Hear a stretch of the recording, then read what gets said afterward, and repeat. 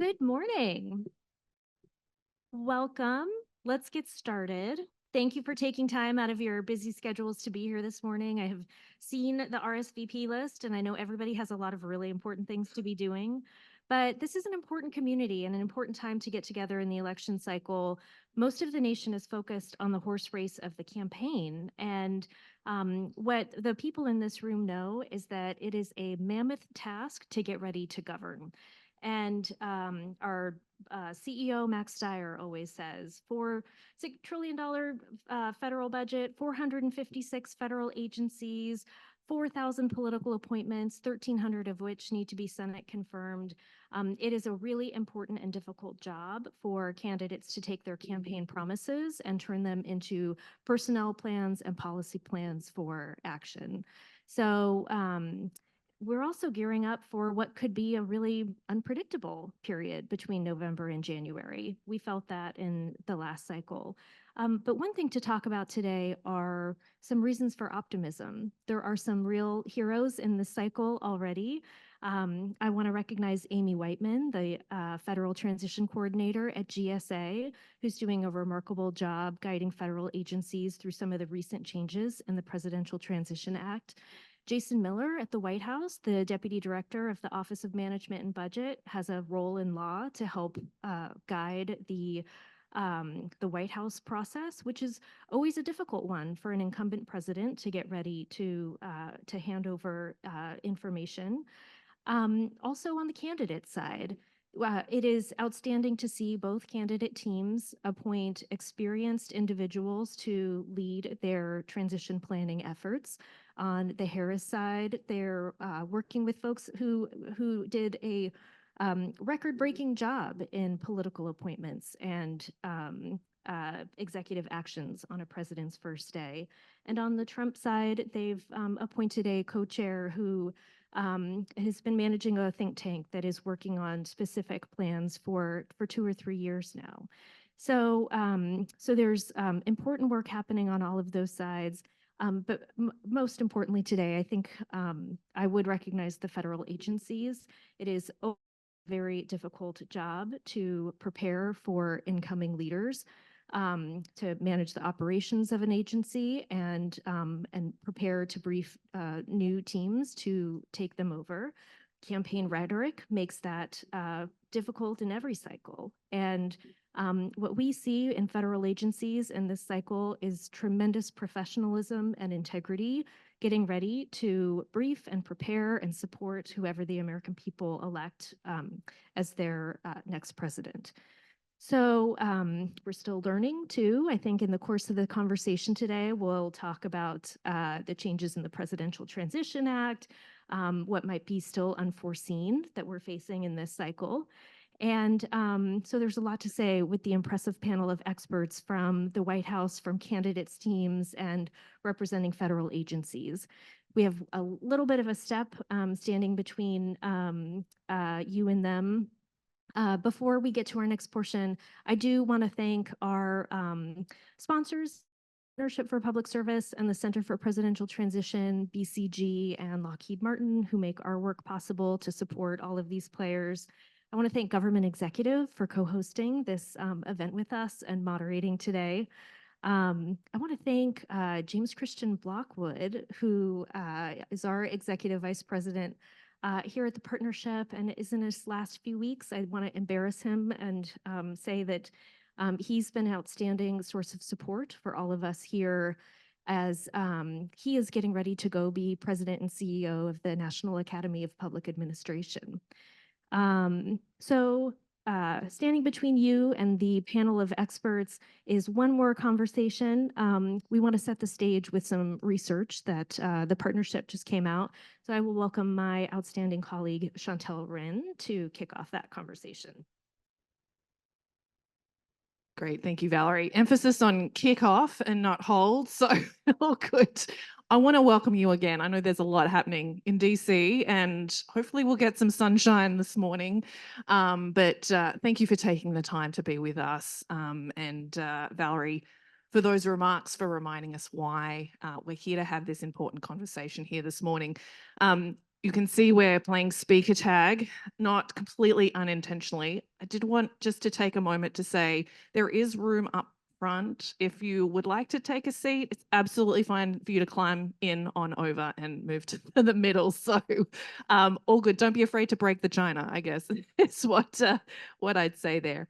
So I guess in these opening moments, you've heard a little bit from Valerie already, but I wanted to take a moment to introduce her to all of you. She will be joining me up here for this next 20 minutes or so.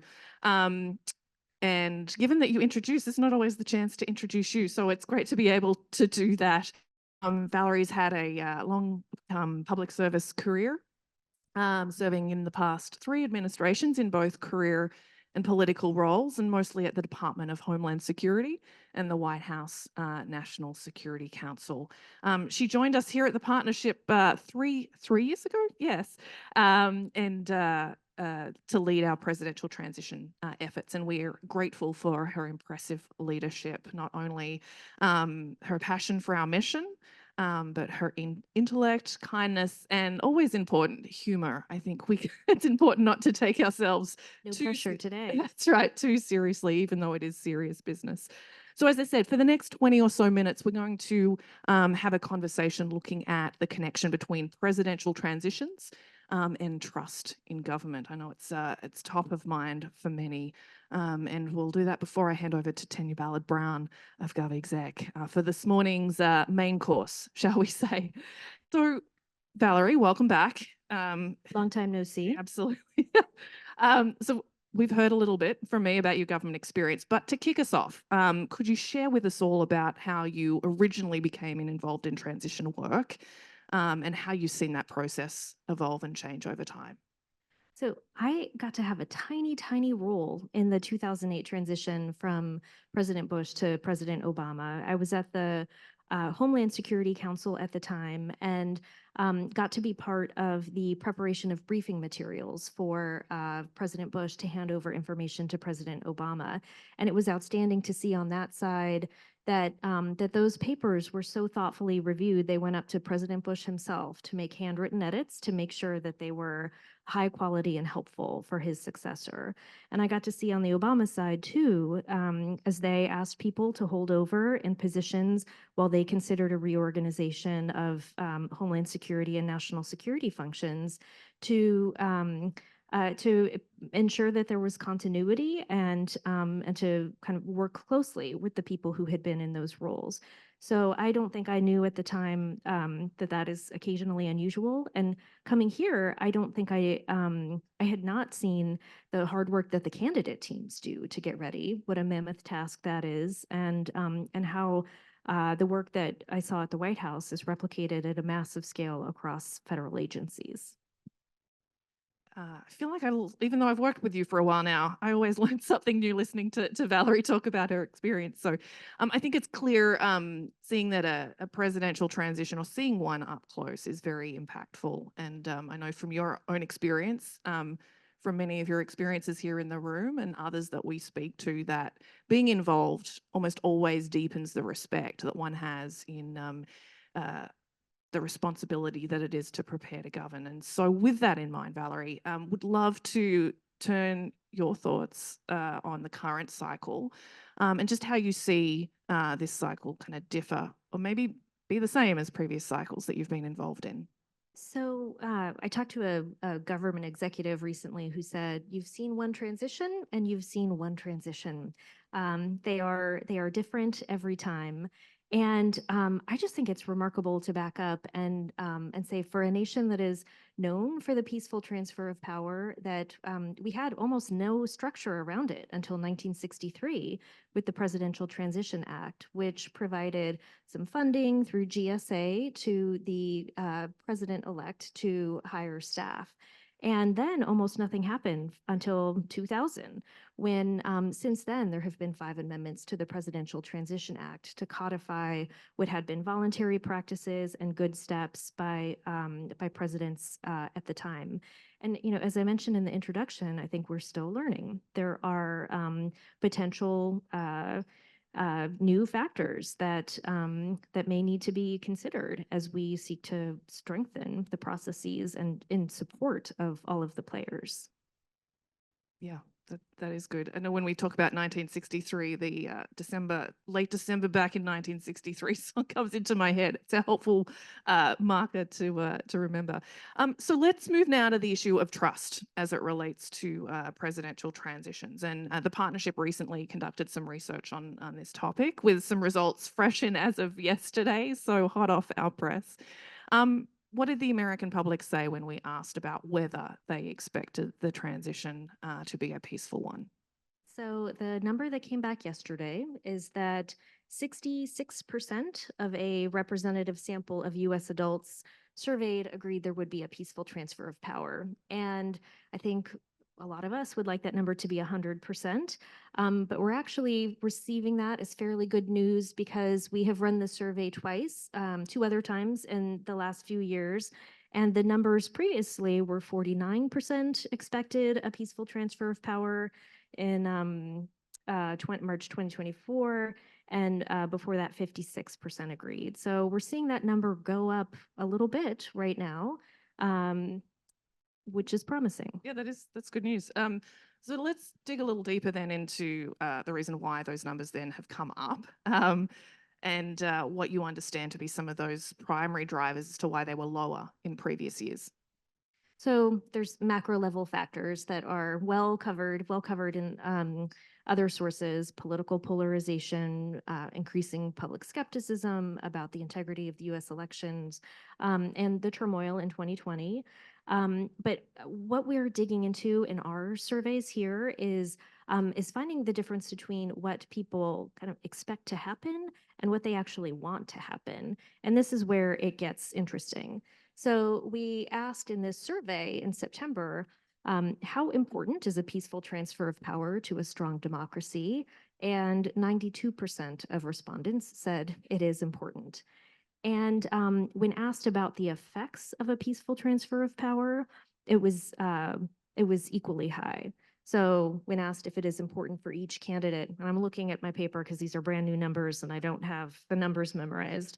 When asked if it's important for each candidate to ensure government services such as Medicare and Social Security continue without interruption, 92% agreed.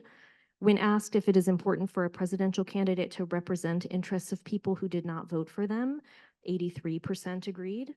And when asked if candidates should support the person taking office, regardless of political party, 81% agreed. And I find these results very, very important. That the public overwhelmingly wants the results of a peaceful transfer of power, even if they're uncertain that it might happen.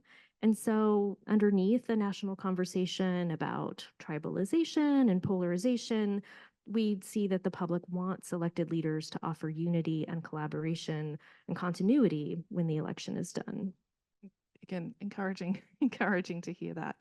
I mentioned at the opening that, and we've acknowledged a number of career public servants in the room, myself, former career public servant.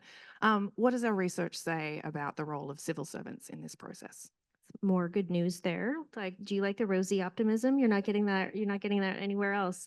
But 90% of respondents said that civil servants are important to the process. That's great. Numbers speak for themselves there. It is encouraging, especially when we hear a lot of not so encouraging news here around the fact that this hallmark of our democracy is deeply, deeply valued still, and that the work of government in supporting a transfer, you mentioned continuity of services, healthcare, et cetera, and those that have a role in preparing for transition seem to also be valued. And so with that in mind, let's take it up a level and let's look into public trust in government overall. What's the story there? So not as good. The partnership released a State of Public Trust in Government report earlier this year that found that only 23% of Americans responded that they trust the federal government. And this is down 12% from 2 years earlier when 35% said they trust the federal government. And it's particularly severe among young people, ages 13 to 34. Only 15% of young people in spring 2024 said that they trust the federal government. And I find that particularly concerning because we need young people to see the federal government as a channel, as a way to channel their energy to solve the world's problems. Okay, so some, I guess, progress made, challenges remain. Were there any results that give you cause for optimism and that could point, I guess, to a way to counteract this decline? So one more set of numbers. The good news is that Americans agree that the federal government is important, and they want it to be effective and nonpartisan. So 80% of Americans responded that the federal government is an important part of a strong democracy. I kind of feel like that should be higher, but I'll take it for now. 90% said that it's important for the federal government to function effectively, something that everybody agrees on, areas of opportunity in a transition. And 87% responded it was important to have a nonpartisan civil service. 91% said it's important to have a competent civil service. So I know that is a lot of percentages. We'll stop with them there. But the important thing is that the public views a nonpartisan and competent civil service as critical to a well-functioning democracy. And support for a merit-based civil service grew between 2022 and 2024.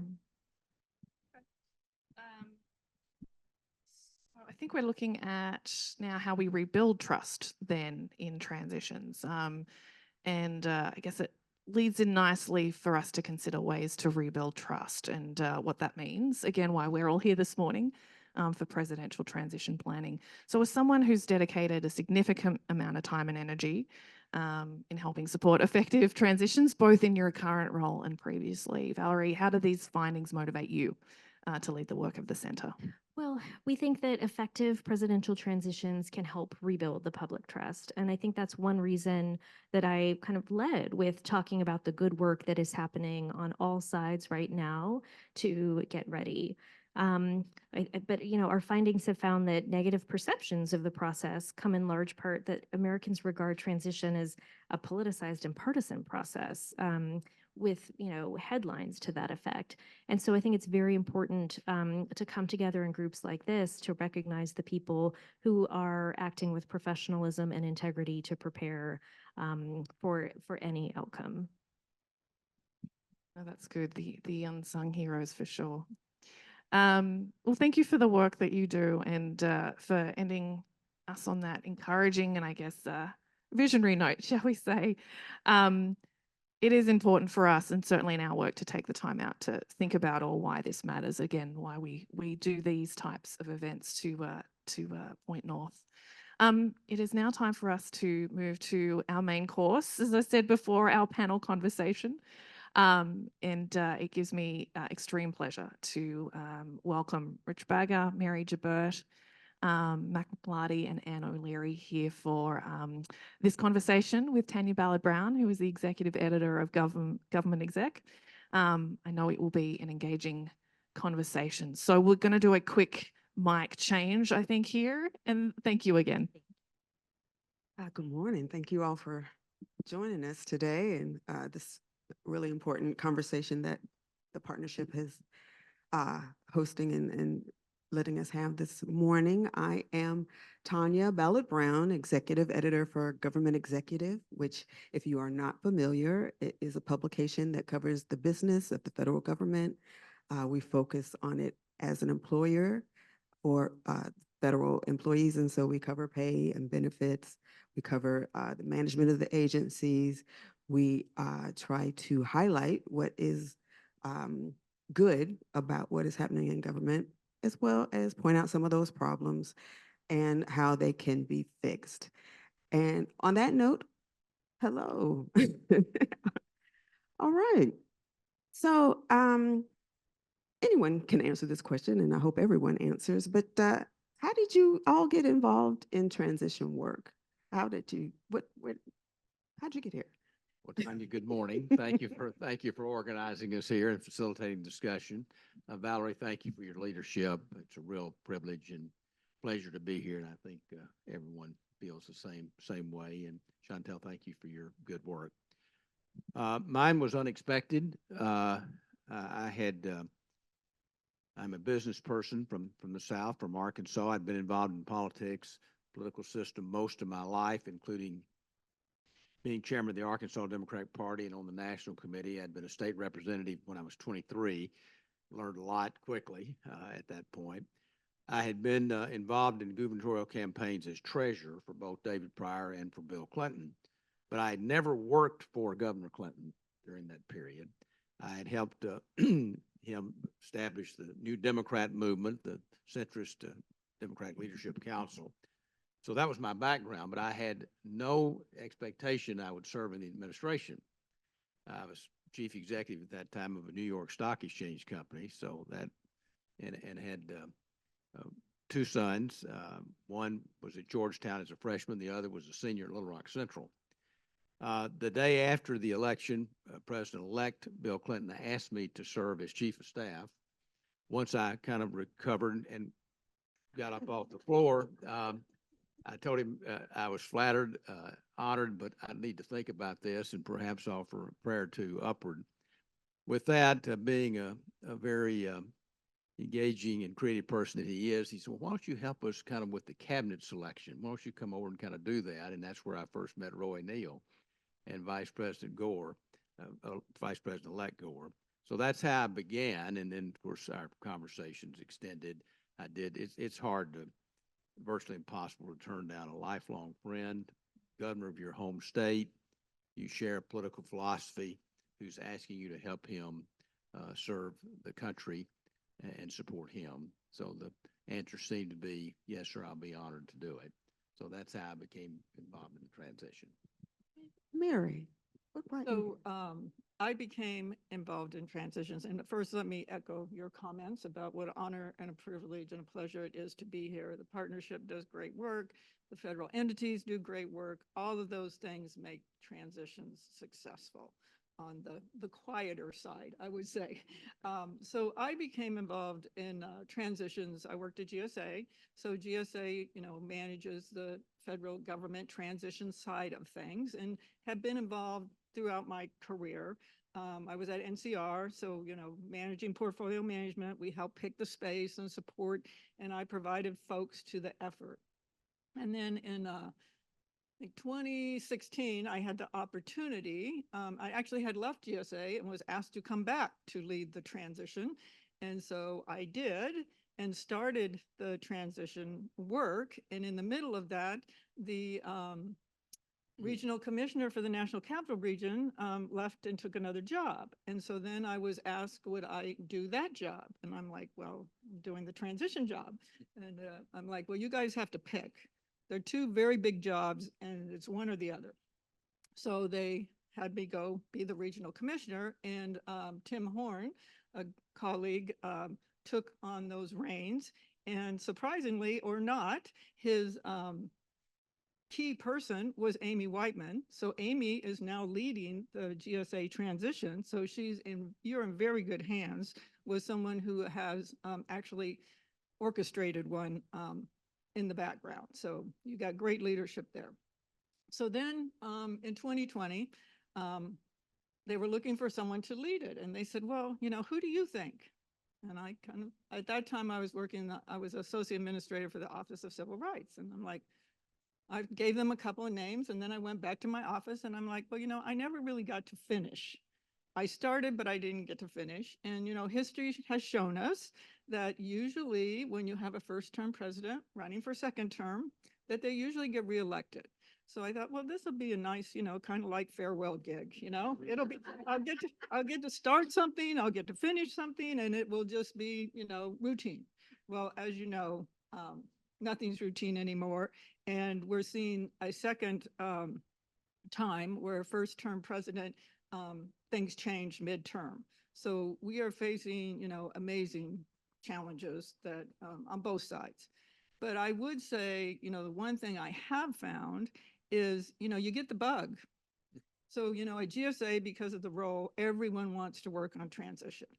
if they know about it. Many people don't know about it, even in our own agency at GSA, the role.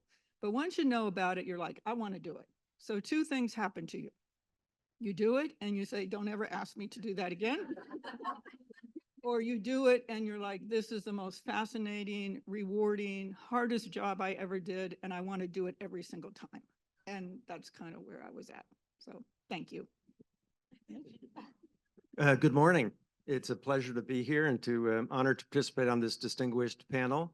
And want to express a real debt of gratitude to the Center for Presidential Transition. I mean, this organization sort of maintains and develops the state of the art for how to execute a presidential transition.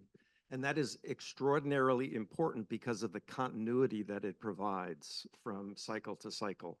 Like, you know, when I came in knowing virtually nothing, you know, to be able to have, like, you know, the first place to go to the Center for Presidential Transition and to get your footing solid and move forward. I first got involved in the transition in 2016. I had been Governor Chris Christie's chief of staff during his first term as governor of New Jersey. Most of my career had been in the private sector, in the biopharmaceutical industry, and so I was back in pharma in 2016 and happened to be in Tokyo, Japan on business when an article appeared in the New York Times saying that Donald Trump had asked Chris Christie to chair his transition. That was in May. And so I knew the call was coming, and the call came within about 48 hours asking if I would step aside from my job, take a leave of absence, and work full-time on the presidential transition in 2016. So that was a pull myself off the floor moment as well, but an experience that I wouldn't trade for anything, notwithstanding the ups and downs. Thank you. Thanks, Rich. And thanks to everyone for including us. I really want to echo Rich's underscore what he said about the Partnership for Public Service and the transition work that happens here. It's hard to say how important it is and how nonpartisan and bipartisan. I think I was leading Hillary's, co-leading Hillary's presidential transition when Rich was leading the pre-election phase of the Trump team. And we were in many meetings together, both in rooms like this, as well as in the White House with the Obama's chief of staff. And I think it was really, for me, extraordinary kind of pride in our country at that time to see that there was a very serious commitment to the peaceful transition of power, and that it was set in statute and that it was being lived every day. I think as we were in that phase in a obviously very difficult time. I came to this because I had worked for Hillary Clinton for many years. I was in the Clinton White House and I got to serve with Mr. McLarty and with many people when I was young, and worked my way up. And then during, in 2000, Hillary became a member of the Senate. I was her legislative director, and then kind of continued to follow her for many years. Was on the 2016 campaign, and it was a really grueling and hard campaign. I had young children, and Hillary called one day and said, why don't you come off the campaign trail and move to DC, which sounds like not the best thing for having young children, but it was an amazing opportunity. And I came here for 3 months and did that. I think even Rich may have said that he didn't expect me to not be out of a job on election day when everything turned really quite differently than we expected. I went back to California, where I had been living for many years, and ultimately became Governor Newsom's chief of staff. And one of the reasons I took that job was that I really felt like I had unfinished business. I remember packing up my boxes on the night before the election, thinking we were going to move from the GSA space, that was a small transition space, to the larger GSA space, which was to run the transition. So I had kind of hastily packed these boxes that then sat in my garage in Oakland, California for some time. And so when Governor Newsom, then candidate Newsom, called to say, would you come over to my house and talk to me about transitions? I pulled my boxes out and was able to run his transition and then become his chief of staff for the first 2 years. So really, it was a benefit to have had this opportunity as well.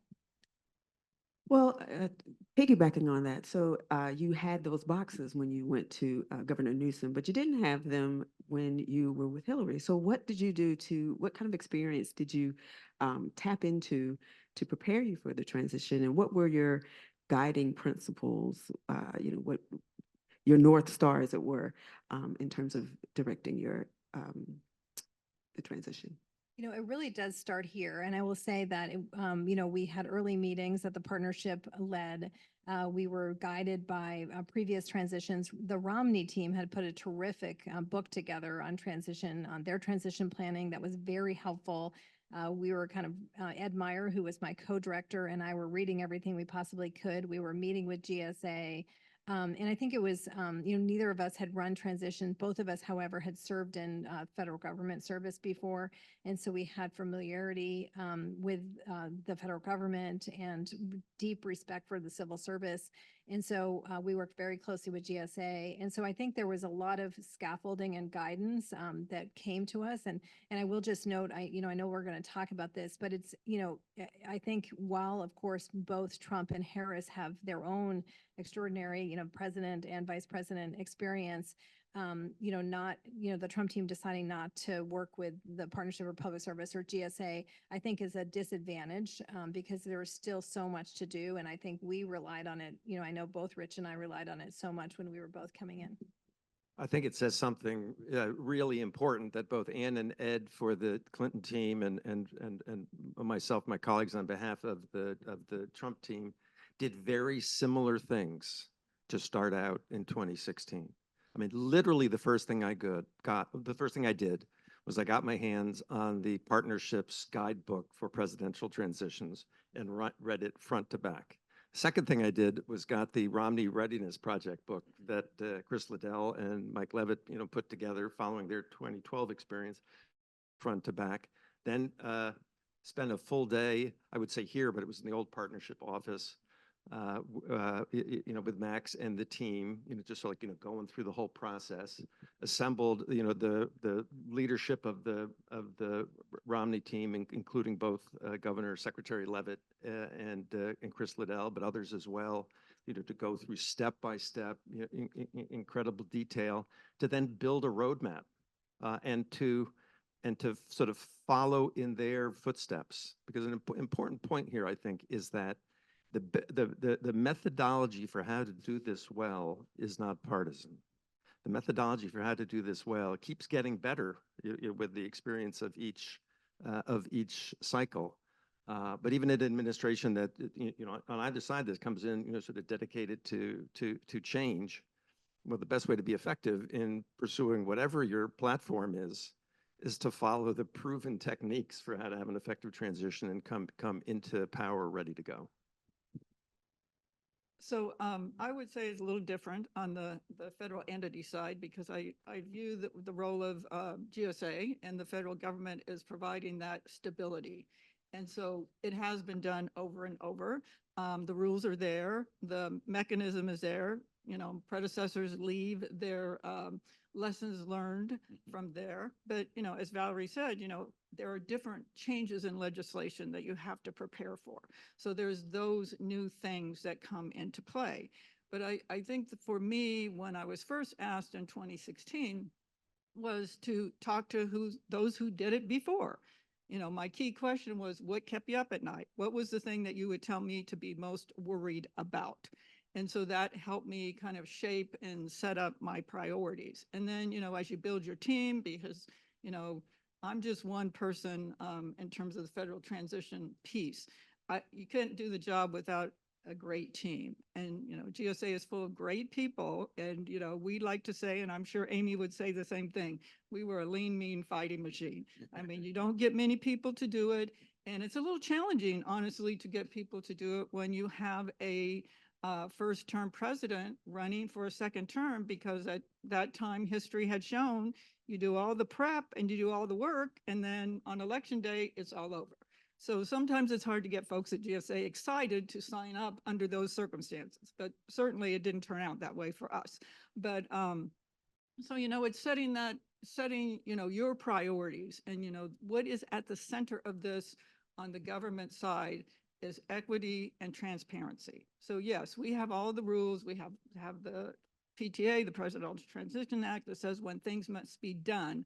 But working with the partners, you know, Shelley's here from the Office of Government Ethics, NARA, OPM, DOJ, all of those, that's kind of the core team that sets up and runs the stuff.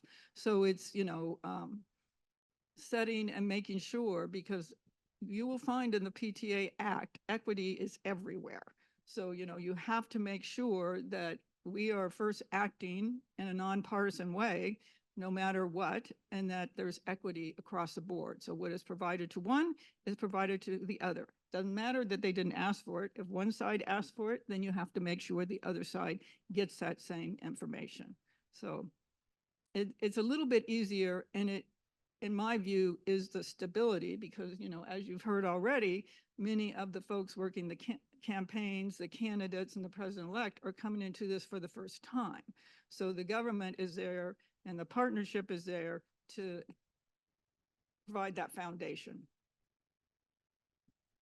I think, Tanya, perhaps the continuum might be relevant and important to the discussion, because in my view, things changed dramatically from the early 90s when Governor Clinton was elected, defeating President George H.W. Bush. Somewhat surprisingly, you'll remember that was after the first Iraq War. Bush was near a 90% approval rating after the war, remarkable rating, and such a fine and wonderful man whom I'd had the opportunity to work with in the private sector. But after 9/11, that dramatically changed the importance of presidential transitions, and it highlighted, underscored in a riveting, powerful way how important presidential transitions are, not only as a fundamental tenet of democracy, but also in terms of the smooth transition to ensure national security as well as economic security. So our frame was very different in 1992 than subsequent transitions and funding from the GSA and the government. So I think Max Steyer and the full partnership, Valerie, has been so critical, as you've already heard, to this effort over those formative years, where now I think the presidential transition and its importance is so much better understood, so much better respected, not only by those involved in it and within Washington and the government, but much more broadly in the country. And I can say more about the national security aspect and the economic aspect with President Obama faced with President Bush 43 coming out of office, but we'll save that for later. But that was, I think, a real line of demarcation. Thank you. Well, I mean, as we all know, these are polarized times, and the public perception of government is largely one of gridlock and partisan bickering. Yet, some of you managed to work well together and lay down your swords and work across the aisle and, you know, to run successful transitions. And you've all talked about the nonpartisan part of this, and Mary in particular pointed out, like, equity is very important. But, you know, transition work has in the past sort of existed under the radar. It's people are more aware of it now, but it has not always been something that drew a lot of attention, but it is essential for the smooth transfer of power. So, and this is for anyone or everyone, how did you think about your work in the context of the greater government and the country as a whole? And then a follow-on to that is, what motivated you to keep going when things were tough and tiring? I just build on what Mac just said, just regarding 9/11. I think it's really important.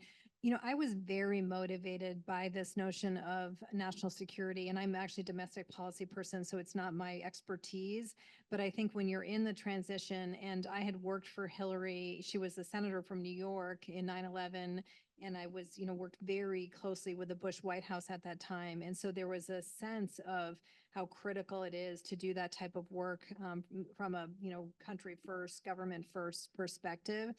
And, in thinking about while I agree with Valerie that, if you've seen one transition, you've only seen one transition, I do think there's some patterns, however, that are important to point out. So in 2000, we obviously had Bush v. Gore.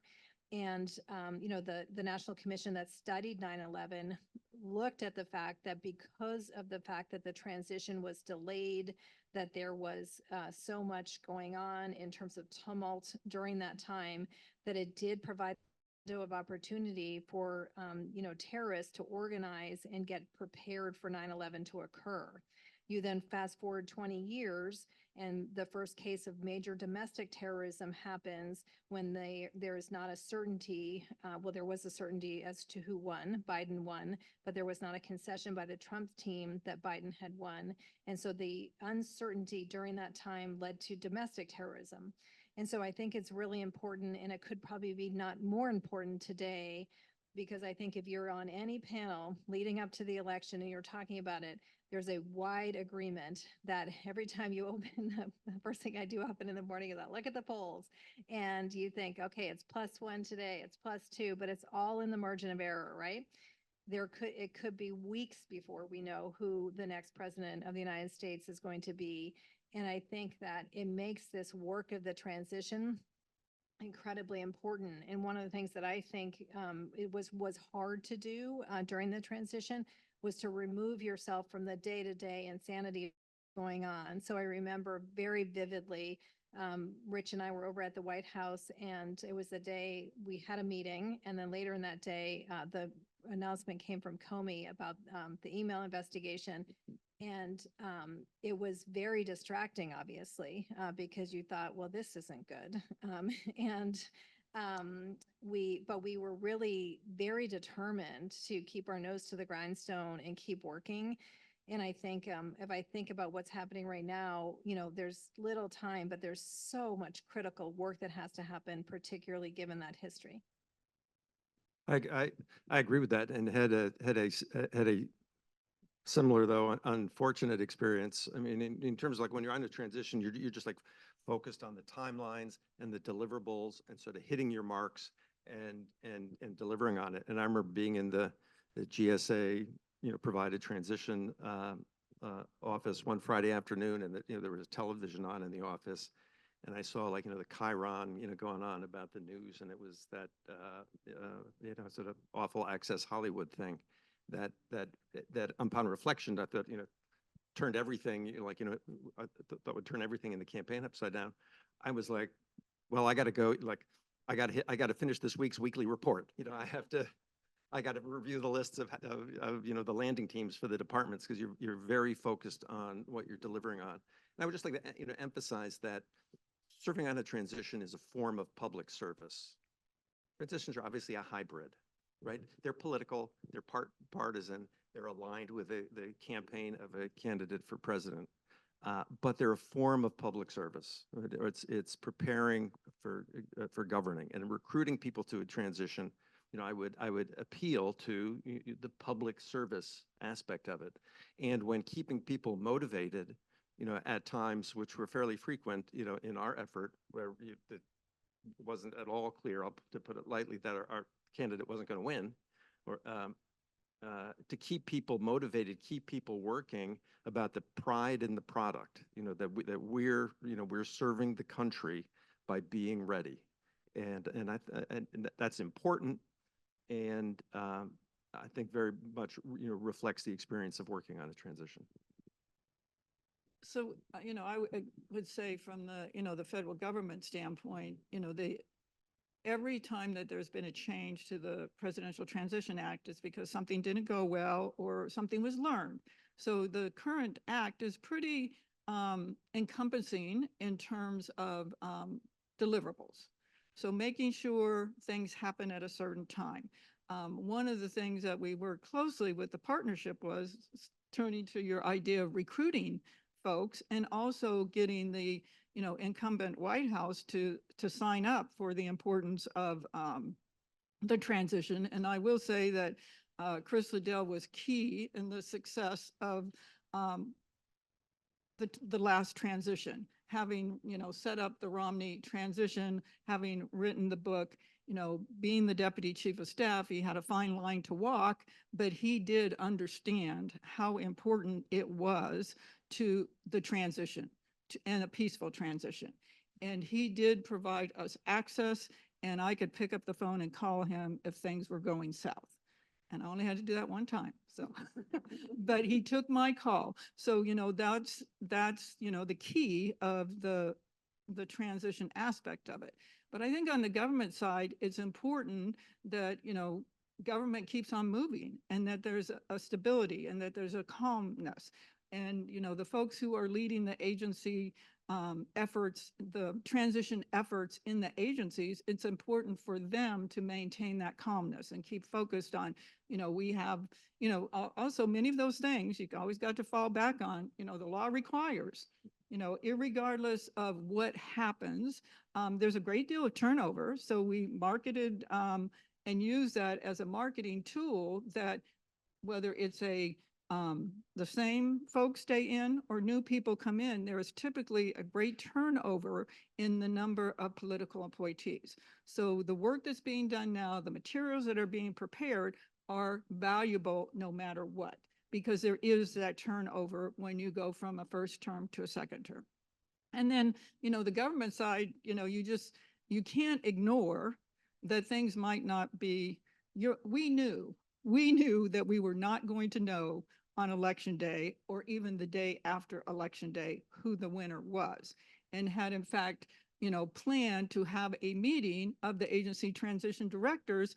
And because we said we will probably not know, but we all need to get together and meet so that we all know the same thing and we're messaging the same thing.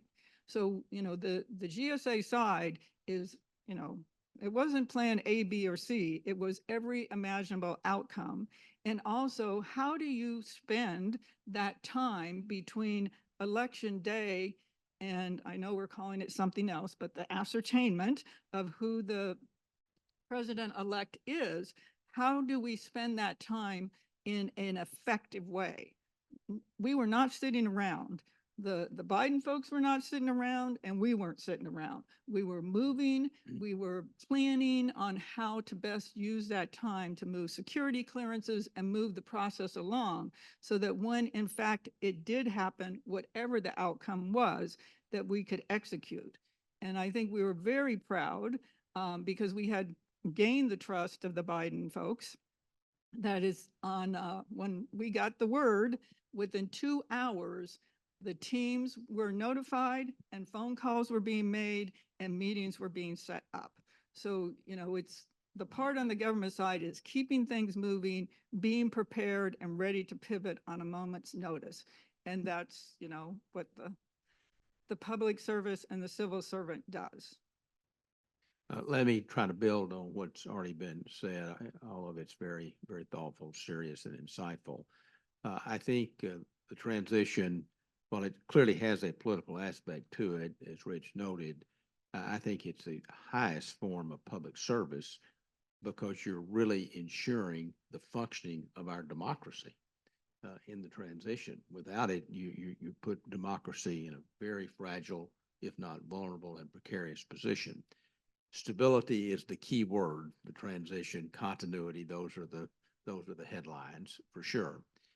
In our case, I think Governor Clinton was rightly very concerned in 1992 about starting a strong transition effort with the national press almost certainly saying this young governor is already measuring the drapes. Again, a very different time and place. And that's what's changed so dramatically for the good in a very crucial way. Just think about, and already, Valerie, I think you pointed it out, between November 5th and the inauguration January 20th, what a short time frame that is to have this massive undertaking and transformation to get an organization in place. Coming from the business side, it's daunting even to the most experienced person in business. And in our case, the Republican had been in the White House for 12 years So that's, every transition is different. So big shift for sure there.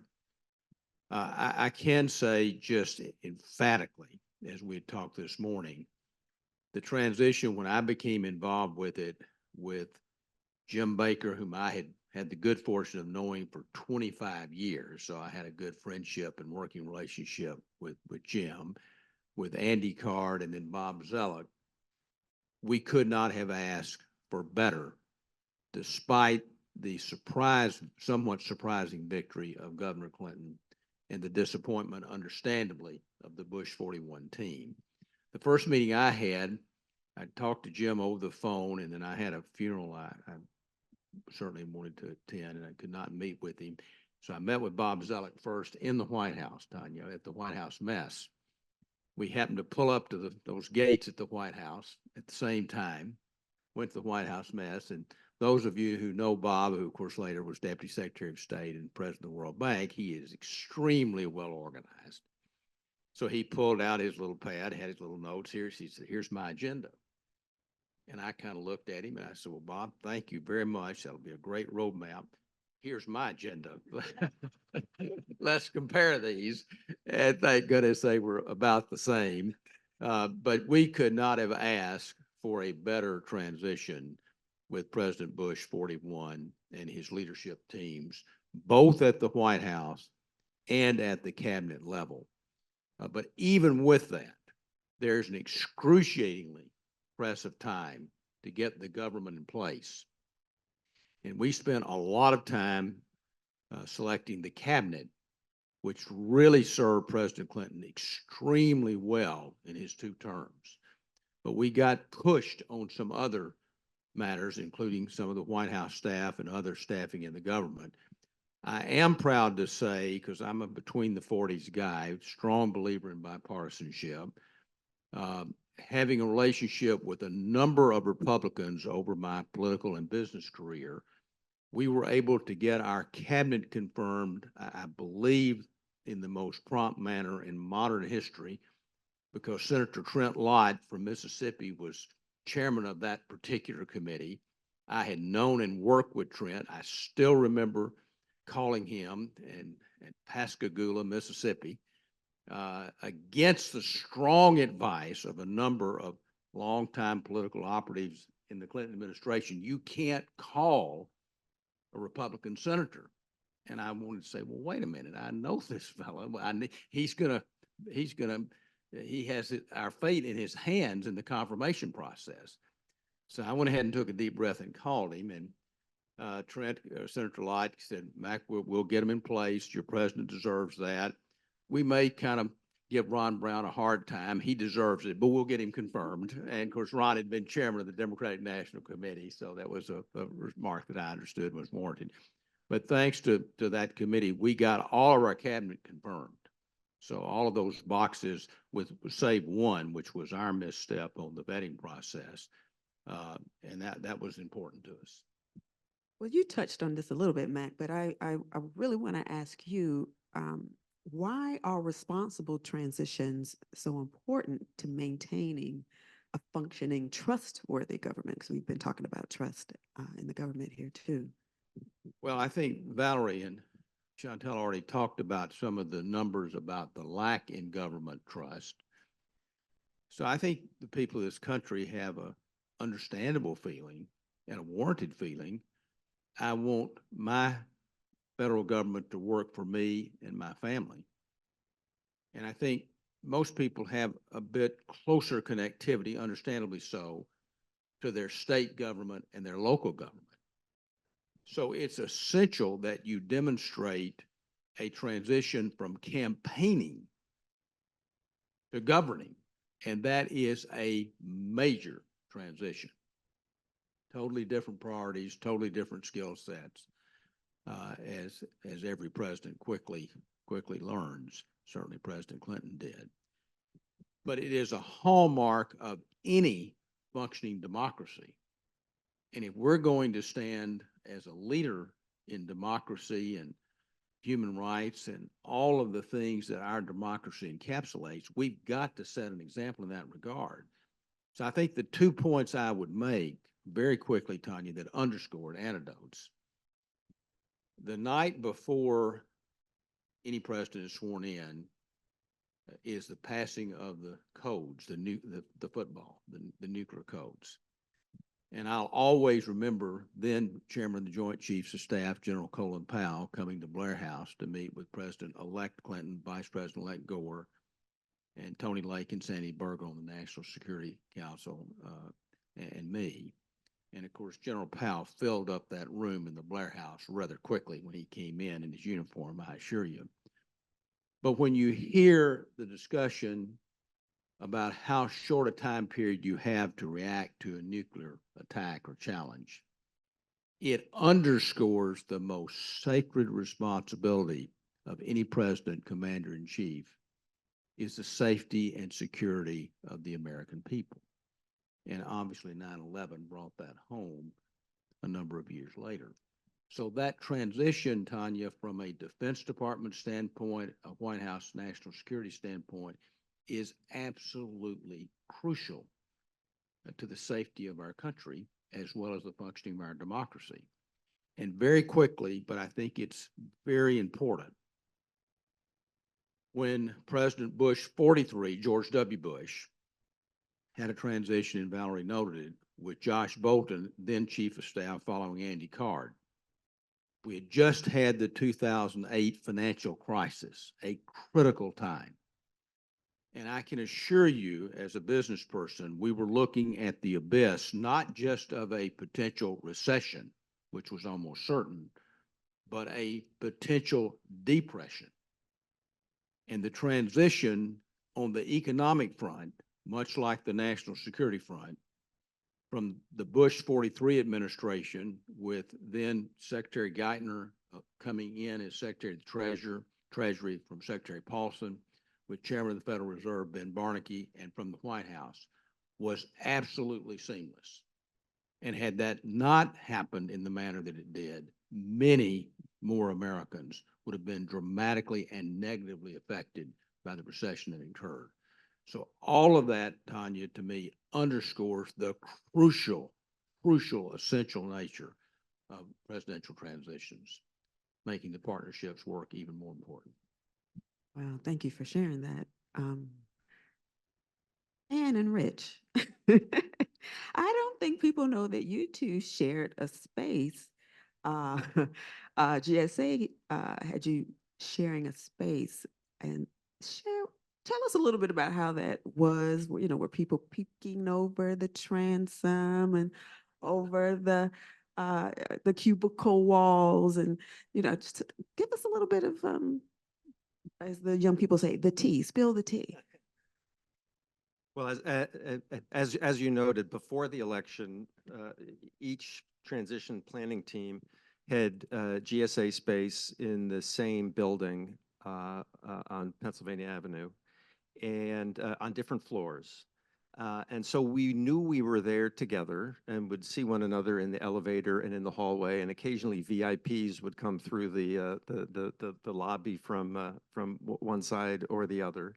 It wasn't like we were meeting for coffee at Pete's in the afternoon every day, but we did sort of know each other and know that we were there.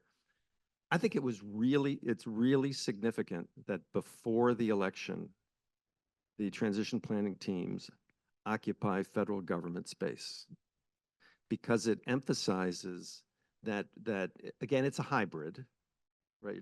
You're not part of the government, but you're part of a governmental process of preparing for the official transition after the election. I think it creates a mindset from all the participants that now we're just not like sitting in the basement of the campaign headquarters. We're here, in Washington, D.C., in government space, supported by the GSA to do a task that is very important. And so I think even without saying anything, it has an impact on the work of the transition. And knowing that, our colleagues on the other side of the aisle, I mean, we're working independently of one another, separate worlds, but that both is going on, I think also sends for the participants an important message that, of how important and how this is sort of partisan and nonpartisan at the same time. Yeah, no, I agree with everything Rich said. And I want to underscore also something that Mary said, which is, there's a lot of benefit to these two teams happening at the same time, which is if one team asks for something, the other team gets that thing, even if you didn't think to ask for it. So sometimes Rich was a little smarter than me and Ed, and he would ask for something, and then suddenly they would say, oh, we're going to give you this list of something, or, and it was actually quite helpful, which is that, I'm sure that was happening on both sides, which is really just being thoughtful about how to think about the planning. And so I think that was important. And then as to the space, I do think, it is important that there's a symbol that this is about governance. It's not about the campaign. Of course, you're in close touch with the campaign. You're thinking about personnel issues, which are political, but you are very much in the same space as part of this federal transition. I won't say that there's not gossip that goes on, because there is. And I think that one of the things that happened, to us actually, is that we would see people in the elevator and they would go upstairs and say, oh my gosh, I just saw so-and-so from, and we knew a lot of the Bush people because, the Clintons and the Bushes, because of their long service in government. We've all got to know each other over the years. And in some sense, it gave us, frankly, to be honest, it gave us some great comfort to see who was coming in the building, because they were people that we deeply respected on the other side of the aisle. And I think, now if you think about some of the vitriol that happens with this, criticism of the deep state and what's going on, well, I would say, kind of certainly in the pre-election phase, it was not like that. And there was this deep respect by this team that Rich was running and by the team that we were running about really making sure that we could each team would be able to run an effective government. So I think it was really heartening. And I will say the other thing is you also kind of learn what's happening with the other team kind of, unintentionally, which is their team was kind of getting bigger, and we were trying very careful to not be too big. So then we would call our campaign and say, they've got 100 people and we only have 50 people. And so, there would be things like that would occur as well. Well, you mentioned vitriol, which is interesting because you two get along well, right? You have a mutual respect for each other. And what recommendations would you give to people in your roles now for how to work together and be collegial and collaborative moving forward? Well, part of that starts with the individual and the opportunity to sort of, I'll say, work alongside, and was Parallel play. Parallel play was a great experience. And but part is also like I think the structures help create the atmosphere, and the role of the incumbent administration and the executive branch in this is very crucial.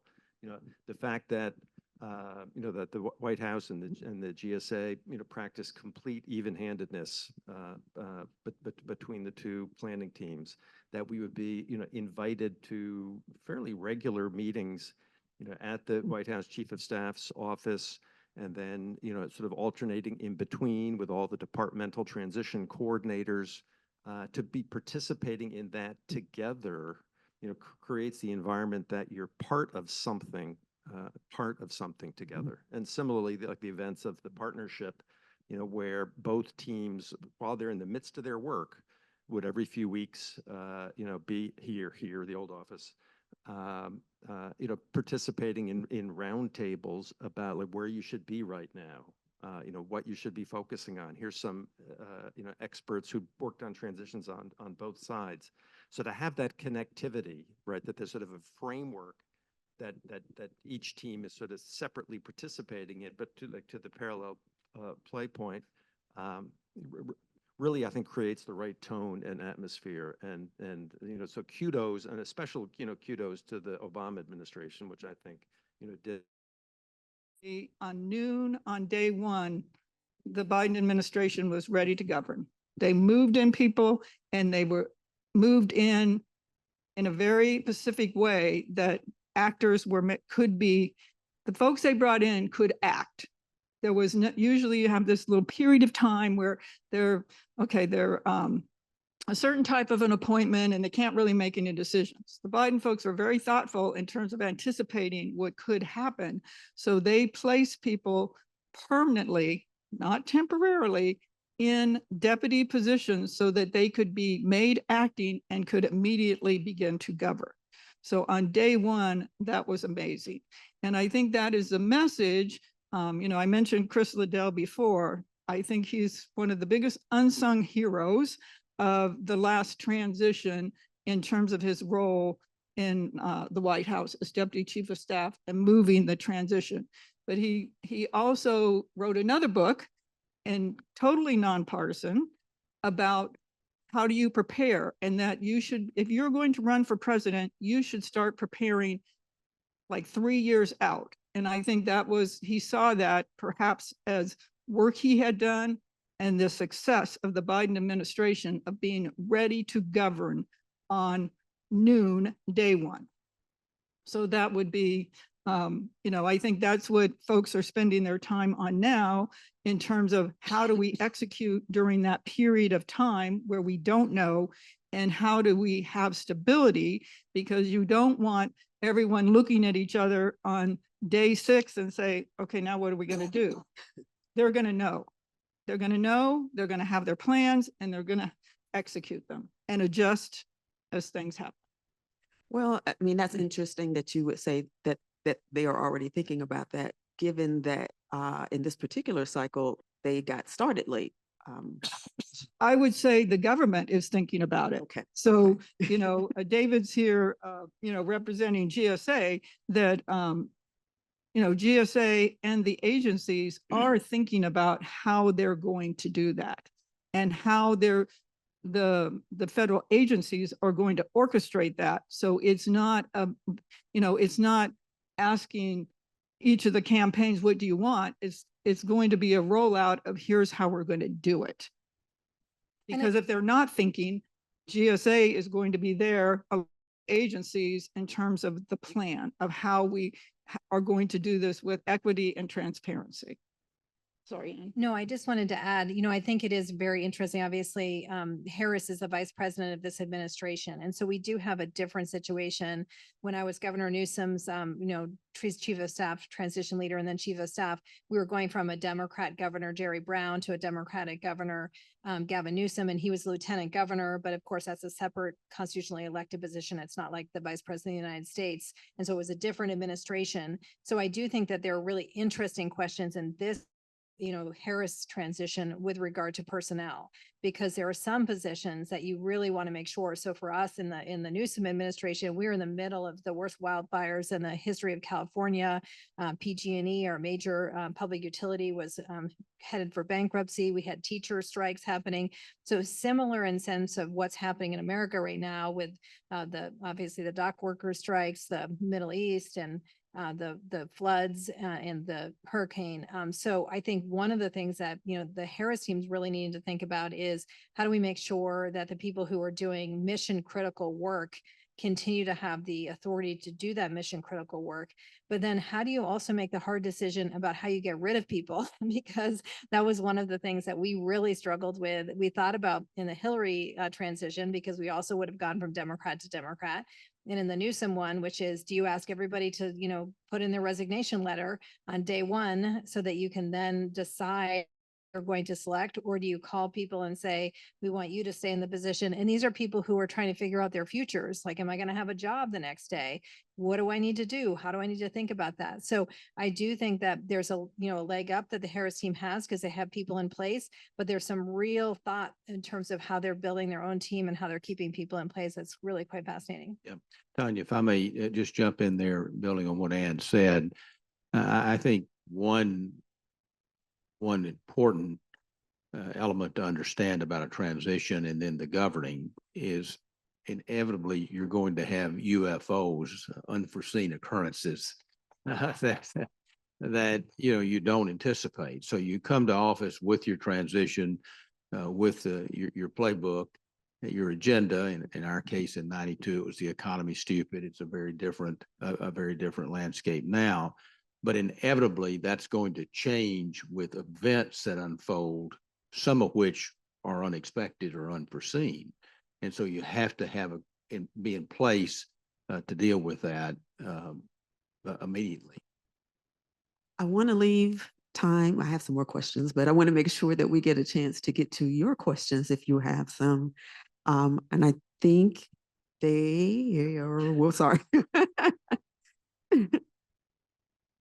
Thank you so much.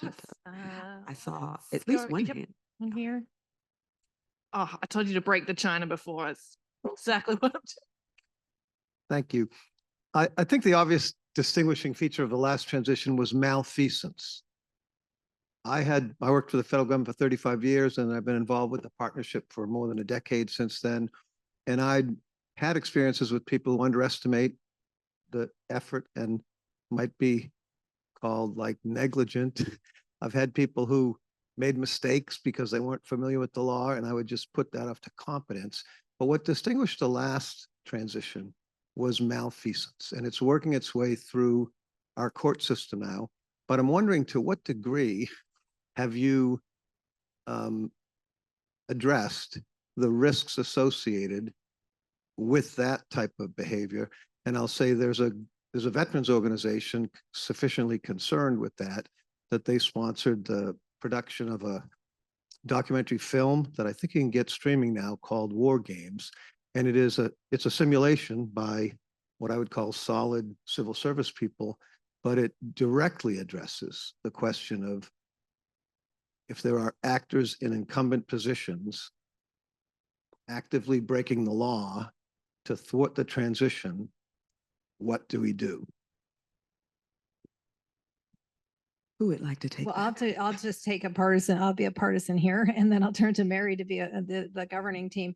You know, I think from a perspective of people in the country who are worried about democracy, every day we're looking at signals that are very concerning.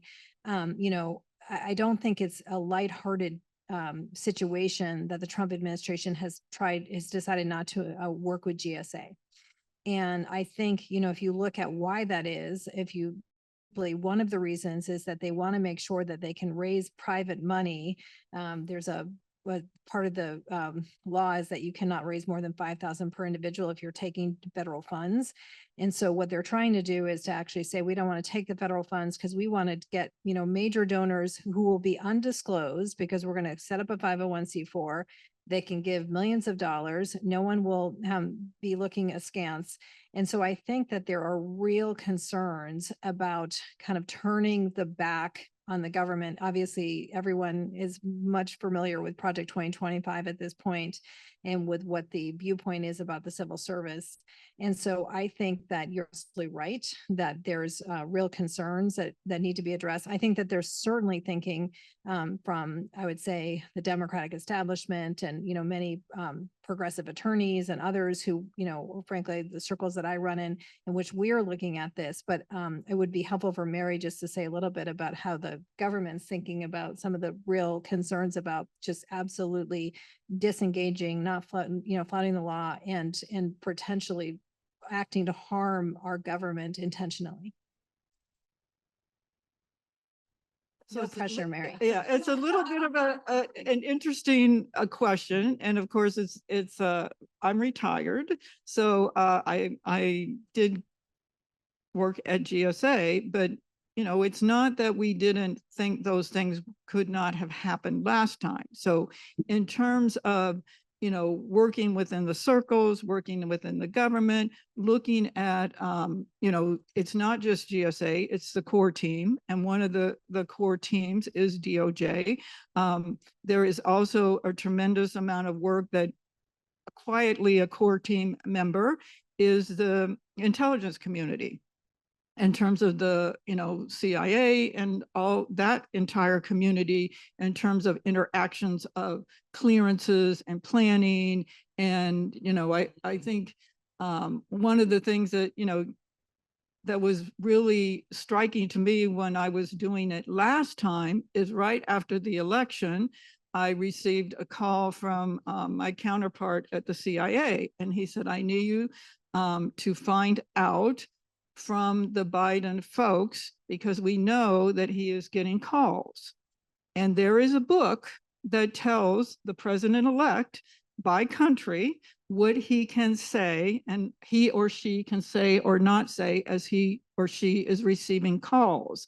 And he's like, we need to know You don't need to deliver it, thankfully, because, I wasn't cleared for any of that type of stuff, but you find out who the book needs to go to and make sure that they know that it has to be secured and that they're going to need to tell us how they're going to secure it. So there's many things happening in the background. There's also laws that talk about leading up to the election. So there will be trigger points along the way. So there is a law that requires tabletop exercises related to security and terrorism should an event happen.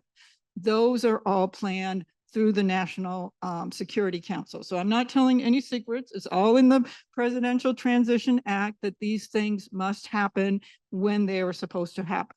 So the trigger in terms of is when those things don't happen and how they are notified and how they get elevated, because certainly GSA cannot stop chaos from happening, but they can ensure the right folks know and the right folks are involved.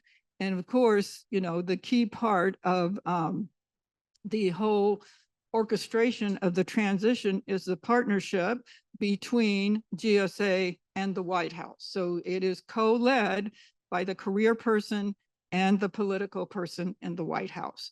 So the reach is very wide.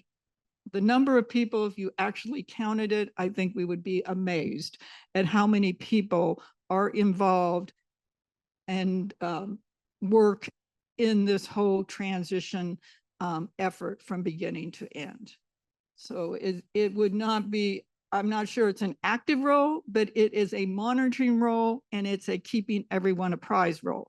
And I would again say that there are trigger points in the actual transition process that requires certain things to be done.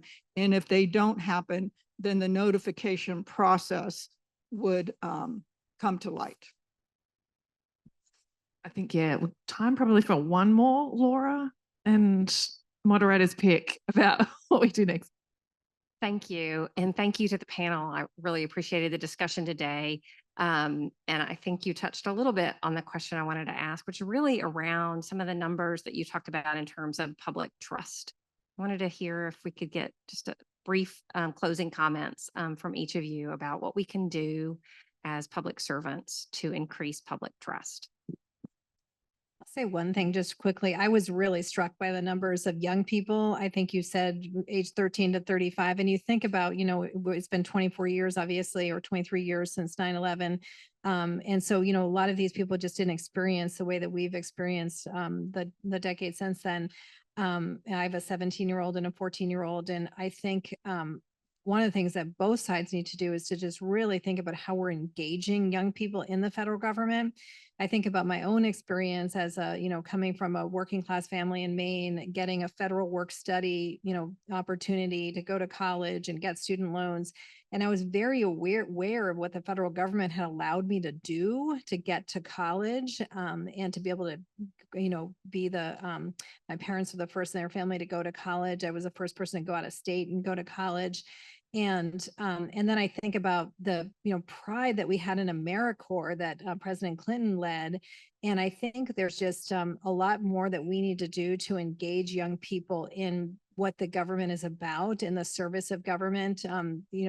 Governor Newsom has started, kind of building on AmeriCorps, started something called the Climate Corps, which Biden's doing. I think there's just a lot of things that both parties, no matter who's governing, we just need to re-engage this generation in the positive pieces of the government. And I think we have kind of fallen asleep at the wheel on that a little bit. And I think that they've grown up in this time of great chaos and partisanship that makes it hard to understand what's good about the government. And we just all collectively have work to do. I was encouraged by the data you presented at the outset of the meeting today, which I think really gives us strong grounds for hope. It'll be interesting to see over time whether candidates and their campaigns and their transition teams are willing to talk more about it sooner, right? It's always been the sort of the rule that before the election, the transition planning team should be not seen and not heard, for the measuring the drape situation, which means during that period of time, it sort of falls on how the candidates and the campaigns are conducting themselves, and especially how groups like the partnership and leading civic voices and NGOs are speaking about the importance of transitions. But then as soon as the election occurs and we have a winner, then I think it is very much the responsibility, of the incoming administration in partnership with the outgoing administration by the way they work together, and then the way that they both reach out, and the way the incoming president-elect communicates to show that they are getting ready and they're bringing the country together and are ready to serve. So I think on the federal side and the government side, that it's a couple of fronts. There was, lots of freezes, lots of hirings. We have a big gap. There's a big gap between young folks and old folks in this middle management piece. So I think any of us who are in government and have an opportunity to influence is hire the young folks. The messaging of getting out, it's an honor, it's a privilege to serve. I don't think that there's a big feeling out there that is in fact, the government's a great place to work in terms of that. So rekindling that piece of it.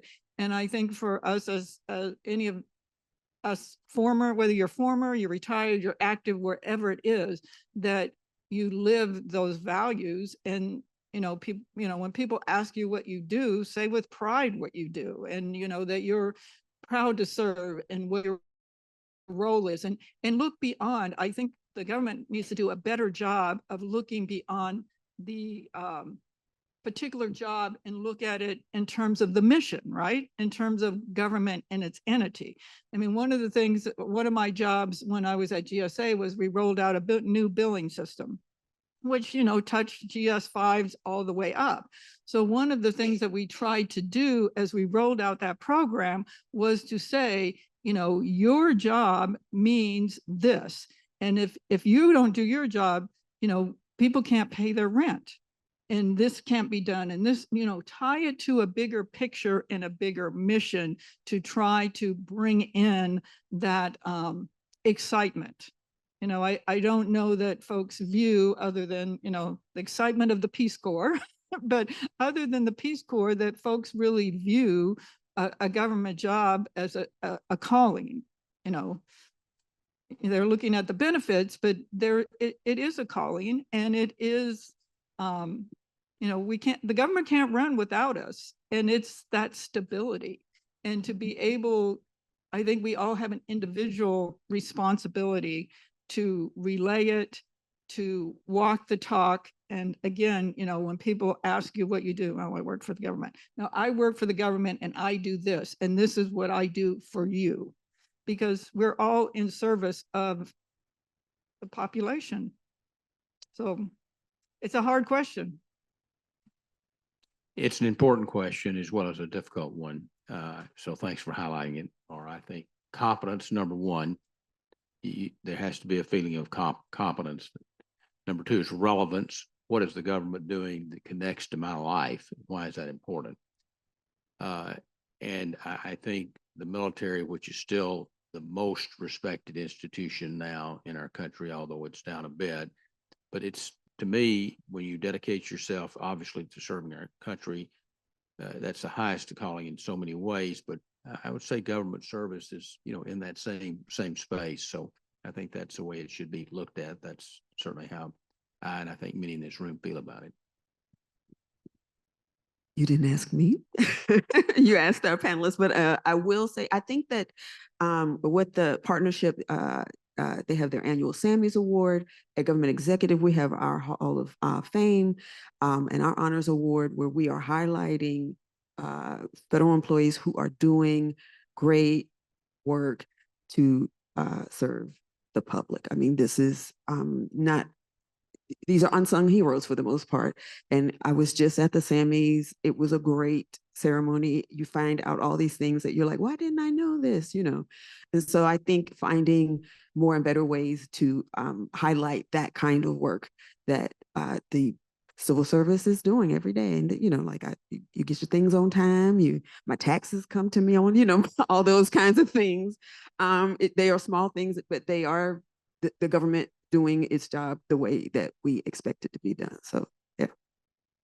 So looking at the clock, I think we have to wrap it up here, even though we'd love to take more questions. And Tanya, thank you for leading us through this conversation. It was so wide ranging. I think we covered a lot of ground, and Anne, Rich, Mary, and Mac. I'm leaving this conversation re-inspired about the importance of this work, the privilege, the responsibility, and the professionalism and honor of the people who are managing us through it. So thank you to everyone here for taking time out of your days to be here. We have a lot of breakfast outside, so please grab a snack, mingle, enjoy.